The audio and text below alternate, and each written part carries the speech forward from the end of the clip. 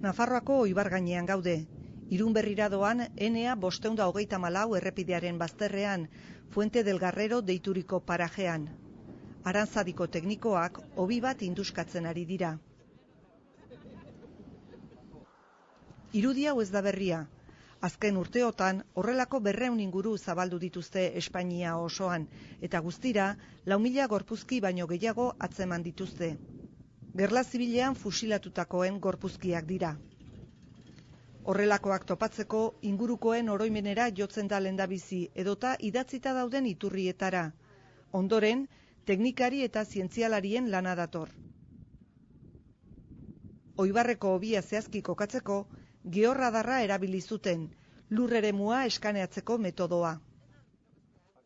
Con el georradar descubrimos las irregularidades del Georradarraz lurraren irregulartasunak deskubritzen ditugu. Ikusten dugu non dauden arkaitzak, lur soltea. Normalki, hobia egitean lurra mugitu egiten dute. Eta lurrak ur asko ez badu edo buztin gutxi, georradarrak gutxi gora berako kokapena ematen digu. Hau da, bereizten ditu lur homogeneoak mugituak dauden lurretatik. Eta hortik abiatzen dugu indusketa. La propia excavación en un punto concreto.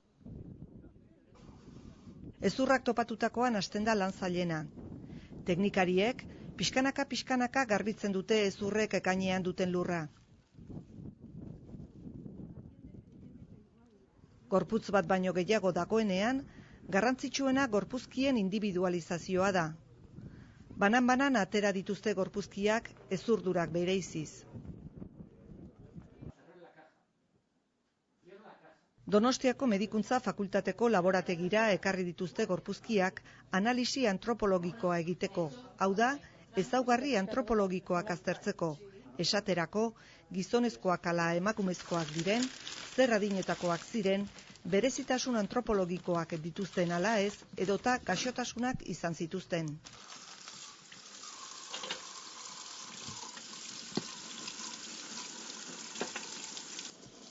Urak eramaten ditu hezurretatik lokatzaren azken aztarnak. Hezur guztiak garbitu ondoren, hezurdura puzle baten modura osatzen hasten dira. Lehenik hautsiak dauden hezurrak itsasten eta ondoren, hezurdurari forma ematen.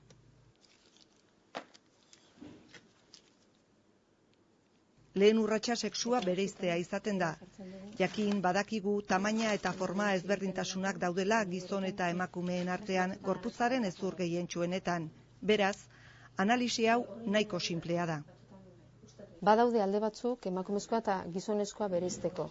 Kasu honetan, ondo begiratzen baldin baduzue, kopeta begiratu ezkero, kopeta zuzena da ez du hemengo angulu markatua. Gizonezkoek izaten dute hau askoz ez kanporatuagoa. Bestalde, emakumezkoek ere izaten dute apofisimatoides deritzon hau, askoz ez txikiagoa, aldiz gizonezkoek izaten dute handiagoa eta nabarmenagoa.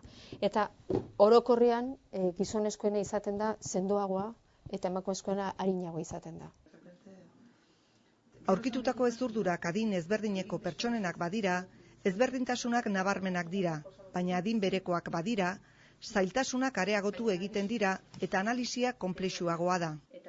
Gehienetan begiratzen dugu hemen, hau da, hemen daukagu koksala, eta koksala honetan begiratzen da hemengo azalera hau, aurikular azalera hau, eta baita ere hemengo alde hau ere, sinfiziaren aurpegi hau, honek aldaketak izaten dituelako adinaren zehar. Eta horren araberan atera dezakegu gutxi gorabehera ze adinetakoa den persona.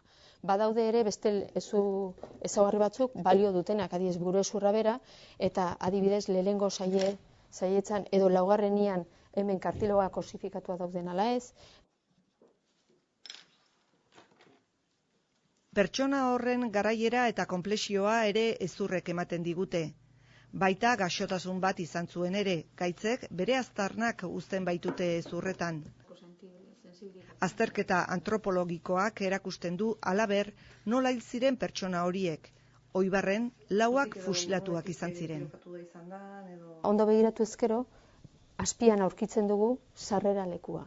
Orduan, hemendik sartu da bala, burua zeharkatu du eta hemendik kanporatu da. Kasu honetan adibidez interpretatzen dugu disparo hemendik sartu zela eta hemendik atera egin zela.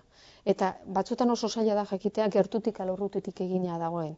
gehienetan fusilatuak izan dira, baina beste batzuetan errematatuak ere izan dira. Eta hori, beti ez da gertatzen, baina hori nabaritzen da zuloaren tankeragatik. Eta zuloaren diametroagatik jakitire daukagu ze motako proiektila erabili zuten.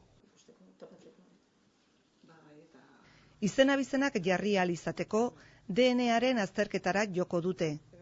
Oibarreko gorpuzkiak identifikatzeko senitartekoen DNA dute eta analisiak baieztatu edo ezeztatuko ditu bertan lurperatutakoen nortasunak.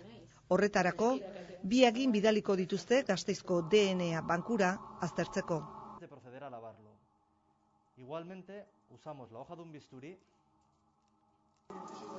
Normalean, hezur bat edo agin bat erabiltzen dute gorpuzki zaharretatik DNA ateratzeko. Prozesua nahiko konplexua eta delikatua da. Hezur edo hortzetan DNA zatitua eta degradatua dago, beraz, errazago kutsa daiteke beste DNA modernoagorekin. Hori dela eta, normalean 2 aldiz egiten da azterketa. Piezen garbiketa sakona egiten da.